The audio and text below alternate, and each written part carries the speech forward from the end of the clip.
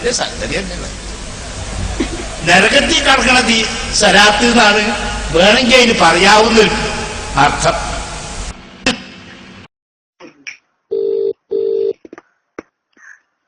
Hello, അസ്സലാമലൈക്കും. ദാരിപുസ്തകല്ലേ? അതെ, ഞാനത് കരുനാപ്പള്ളിന്ന് വിളിക്കാം. ഇതുപോലെ നമ്മൾ ഈ ഫേസ്ബുക്കിനകത്ത് ഇപ്പൊ മൗലവിയെ സംബന്ധിച്ച് ഇങ്ങനെ ഈ നാരിയ സ്ഥലത്തില് ശിർക്കില്ല എന്നൊക്കെ പറഞ്ഞുകൊണ്ട് ഇങ്ങനെ കാണുന്നുണ്ടല്ലോ, അതിനകത്ത് എന്തെങ്കിലും യാഥാർത്ഥ്യം ഉണ്ടോ? ഒരാളെന്നെ വിളിച്ചു, നാരിയ സ്ഥലത്തിനെ സംബന്ധിച്ച് ചോദിച്ചു എന്താണ് അഭിപ്രായം. അപ്പൊ ഞാൻ പറഞ്ഞു, ഇന്നിപ്പോ ഈ സുന്നികളിലൊക്കെ നടക്കുന്ന ആ രീതി അത് ബിദ്അത്താണ്. കാരണം അവര് ചെല്ലുന്നത് ദുനിയാവിൽ അതിനേക്കാൾ ശ്രേഷ്ഠമായ സ്വലാത്തില്ല എന്ന വിശ്വാസത്തിലാണ്. അതിന് പ്രത്യേകം കൂലി നിശ്ചയിക്കുക, പ്രത്യേകം ശ്രേഷ്ഠത നിശ്ചയിക്കുക.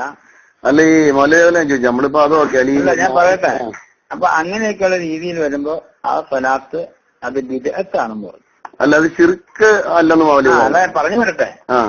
അപ്പൊ ചോദിച്ചു, പിന്നെ ഇങ്ങനെ ഒന്നും ചെല്ലുന്നില്ലെങ്കിലോ, വിചാരിക്കുന്നില്ല, വെറും ഒരു സ്വലാത്ത് നിലക്കാണെങ്കിലോ. അപ്പൊ ഞാൻ പറഞ്ഞു, അങ്ങനെ ചെല്ലുകയാണെങ്കിൽ അത് പിന്നെ ബിദ്അത്തൊന്നും പറയാൻ പറ്റൂല. കാരണം നമ്മൾ ചെല്ലുന്ന സ്വലാത്തൊക്കെ അത് ഹദീസിൽ വന്ന ഇതാണോ ഇല്ലയോ എന്ന് നോക്കിയിട്ടല്ല. അള്ളാഹു ഖുർആനിൽ സ്വലാത്ത് എല്ലാം പറഞ്ഞു, നമ്മളെല്ലാവരും ഓരോരുത്തരും ഓരോ തരത്തിൽ സ്വലാത്ത് ചെല്ലണം. അല്ല, അത് നമ്മുടെ പിന്നെ ഈ നേരത്തെ പോലെ നമ്മൾ ഈ നാരിയ സ്വലാത്തിനെ സംബന്ധിച്ച് ഹുസൈൻ സലഫിയുടെ ഒക്കെ ഒരുപാട് നമ്മുടെ പ്രഭാഷണങ്ങളുള്ള നാരിയ സ്വലാത്ത് ശിർക്കാണ് എന്നാണ് നമ്മൾ പണ്ടുപോലെ പറയുന്നത്. ഈ നാരിയ സ്വലാത്ത് ശിർക്കാണെന്ന് തന്നെ ഹുസൈൻ സലഫി പറയാറുണ്ടോ? ഹുസൈൻ സലഫി പിന്നെ നരകത്തിലേക്കുള്ള നാറിലേക്കുള്ള സ്വലാത്ത് എന്നാ പറയുന്നത്. അത് ബിദ്അത്താണെന്ന അർത്ഥത്തിലല്ലേ? ബിദ്അത്താണെന്നല്ല, അത് ശിർക്കാണ്. ബിദ്അത്താണെങ്കിലും ശിർക്കല്ലേ അന്നേരം അത്? ശിർക്ക് ഞാൻ പറഞ്ഞത്, അതിൽ ശിർക്ക് കണ്ടെത്താൻ എനിക്ക് പറ്റിയിട്ടില്ല. ആരെങ്കിലും അതിൽ ശിർക്ക് ഉണ്ടെന്ന് തെളിയിച്ചാൽ ഞാൻ അംഗീകരിക്കുകയും ചെയ്യും. ഇതാണ് ഞാൻ പറഞ്ഞ മറുപടി. അതാണ് മറ്റേ വന്നിരിക്കുന്നത്. അല്ല, അതാ ഞാൻ ചോദിച്ചത്. അപ്പം മൗലവിക്ക് അത് ഇതുവരെ അത് ശിർക്കാണെന്ന് മനസ്സിലായിട്ടില്ല അന്നേരം? മനസ്സിലായിട്ടില്ല. കാരണം വലിയൊരു വിവാദമാണ് ഇങ്ങനെ ഉണ്ടാകുന്നത്. അതാ ചോദിച്ചു, മൗലവി അന്നേരം അത് ശിർക്കാണെന്ന് പറയത്തില്ല. അത് സംഭവം ശരിയാന്നേരം അതിനകത്ത് കൊടുത്തിരിക്കുന്നത്. അത് ശിർക്കാണെന്ന് പറഞ്ഞിട്ടില്ല. ഇപ്പോഴും ഞാൻ പറയാൻ തയ്യാറില്ല. കാരണം എന്താണെന്ന് വെച്ചാൽ അതിൽ അള്ളാഹുന്റെ റസൂലിനോട് പ്രാർത്ഥനയില്ല, അള്ളാഹിനോടാണ് പിന്നെ റസൂലിനോട് പ്രാർത്ഥനയില്ല. അത് ശരി. ഇല്ല. നമ്മൾ തുടങ്ങുന്നത് തന്നെ മാറുന്നത് അങ്ങനെ ഉണ്ടല്ലോ, ദുരിതങ്ങൾ മാറുന്നത് നബി മുഖേനയാണ്. നബി മുഖേന എന്ന് പറയുമ്പോ അവിടെ ഒരു മധ്യസ്ഥം വരുന്നില്ലേ?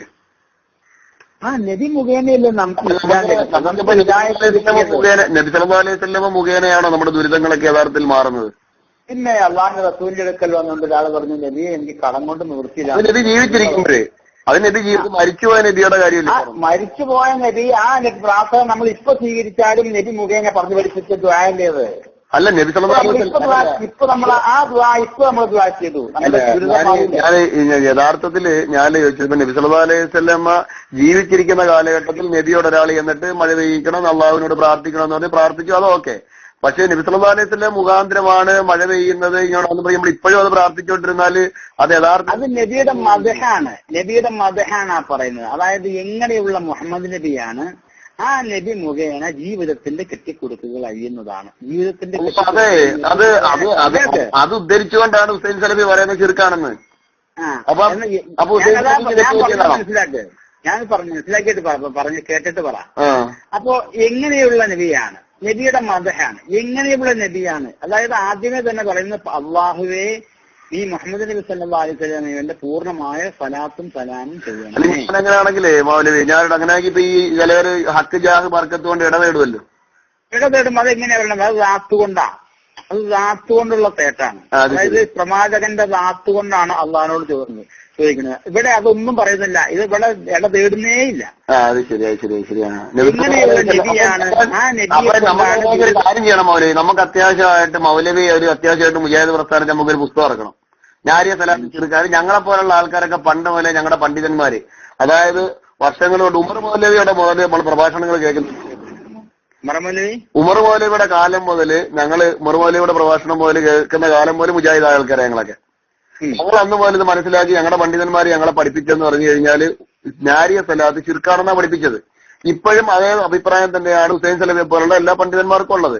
അപ്പൊ മൗലവി അങ്ങനെ പറഞ്ഞിട്ടുണ്ടെങ്കിൽ മൗലവി ആ വിഷയത്തിൽ ഒരു ബുക്ക് തന്നെ ഇറക്കണം, അവരെ ഒന്ന് പഠിപ്പിച്ചു കൊടുക്കണം അത്യാവശ്യമായിട്ട്. ഇൻഷാ അല്ലാഹ് അത് ഞാൻ തയ്യാറാണ്. എന്താ പറയാ, നമുക്ക് ഈ വിഷയത്തിൽ ഒരു വാദപ്രതിവാദം നമുക്ക് സംഘടിപ്പിച്ചാലും മൗലവി എന്താ പറയുക, തമാശ പറഞ്ഞല്ല. നമുക്ക് എന്താ പറഞ്ഞാൽ ഇപ്പൊ ഈ വിഷയം അത്യാവശ്യം, കാര്യം ഞങ്ങൾ ആകെപ്പാട് ഇറങ്ങാറായിരിക്കും അപ്പൊ ഈ വിഷയത്തിൽ.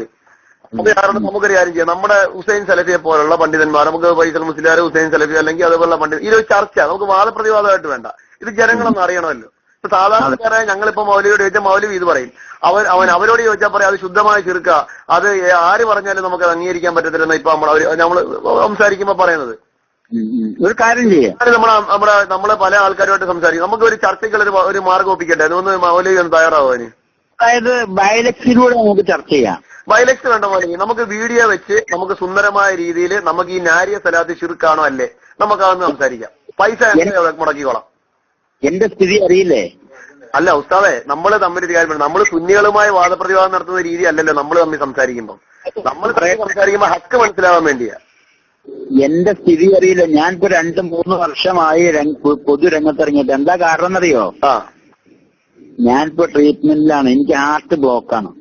അത് മനസ്സിലാവും. അള്ളാഹു തആല ശിഫ നൽകട്ടെ. നമ്മൾ തീർച്ചയായിട്ടും മറിച്ച് ദീർഘായുസ്സും ആരോഗ്യം ഒക്കെ റബ്ബ് തരട്ടെ. അത് നമുക്ക് സന്തോഷമുണ്ട് തീർച്ചയായിട്ടും. പക്ഷേ ഇതെന്ന് പറഞ്ഞു കഴിഞ്ഞാൽ വലിയൊരു വിവാദം തന്നെയാണ് മൗലവി. കാര്യം എന്ന് പറഞ്ഞാൽ ഞങ്ങളെപ്പോലുള്ള ഒരുപാട് ആൾക്കാർ പ്രതിസന്ധികൾ നേരിട്ടുകൊണ്ടിരിക്കുക. ലബ്ബാദാരിമി എന്ന് പറയുന്നത് മുജാഹിദ് പ്രസ്ഥാനത്തിന്റെ അറിയപ്പെടുന്ന ഒരു പണ്ഡിതനപ്പം. അപ്പോൾ മൗലവി നമുക്ക് ചെയ്യേണ്ട വേറെ ഒന്നുമില്ല. നമുക്കൊരു വാദപ്രതിവാദം അല്ലാതെ മൗലവി ടെൻഷൻ അടിപ്പിക്കുന്ന അങ്ങനെയുള്ള പ്രസംഗങ്ങളും നമുക്ക് വേണ്ട. 2 പൗണ്ഡിതന്മാർ ഈ വിഷയം ചർച്ച ചെയ്താൽ സാധാരണക്കാരായ ആൾക്കാർ ഈ വിഷയം മനസ്സിലാക്കും. അതുകൊണ്ട് മോന് കുഴപ്പമില്ല, ചർച്ച ചെയ്യണമെങ്കിൽ നമുക്ക് ചർച്ച ചെയ്യാം. ഇൻഷാ അല്ലാഹ് നമുക്ക് വീഡിയോ ക്യാമറ വെച്ചാൽ വേണം, നമുക്ക് ജനങ്ങളെ കാണിക്കണം. ഞങ്ങൾ അങ്ങനെയാണെങ്കിൽ അതിനുള്ളൊരു മാർഗം എത്തിക്കാം. ആദ്യമായിട്ടൊരു കാര്യം ചെയ്യേ, ആദ്യമായിട്ട് ഈ വിഷയമായി ഫൈസൽ മുസ്ലിയാരോ അല്ലെങ്കിൽ ഹുസൈൻ സലഫിയൊക്കെ ആയിട്ട് വിളിച്ച് സംസാരിക്കുക. അങ്ങനെ സംസാരിച്ചിട്ട് എന്താന്നുള്ളതെന്ന് അറിയും. ഇൻഷാ അല്ലാഹ് നമുക്ക് അതിനൊരു വാദപ്രതിജ്ഞ അവരെ ഇപ്പൊ തിരിച്ചു വിളിക്കാം. ഇൻഷാ അല്ലാഹ് അവരെ ഒന്ന് വിളിക്കാം. ഇൻഷാ അല്ലാഹ് വിളിച്ചിട്ട് തിരിച്ചു വിളിക്കാം. ഇൻഷാ അല്ലാഹ് തീർച്ചയായിട്ടും ഇൻഷാ അല്ലാഹ്.